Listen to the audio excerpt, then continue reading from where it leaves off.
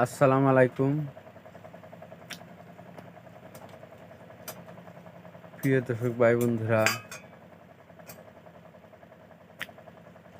যে যেখানে আছেন, দেশের বাইরে যারা আছেন, সবার ঈদ মোবারক। আশা করি সবাই ভালো আছেন। আপনাদের দোয়ায় আমিও ভালো আছি, অনেক ভালো আছি। তো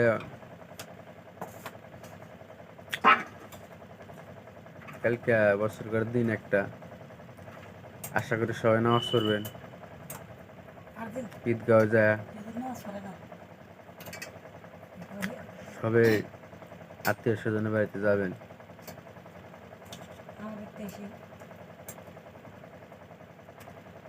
আশা করি সবাই ভালো থাকবেন।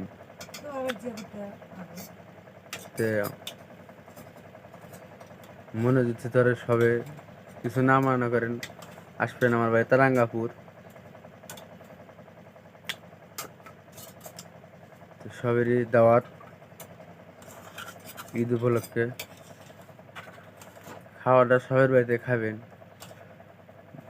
বাড়িতে খাওয়া লাগে, মাসের বাড়িতে না খেয়ে নিজের বাড়িতে খাওয়া লাগে।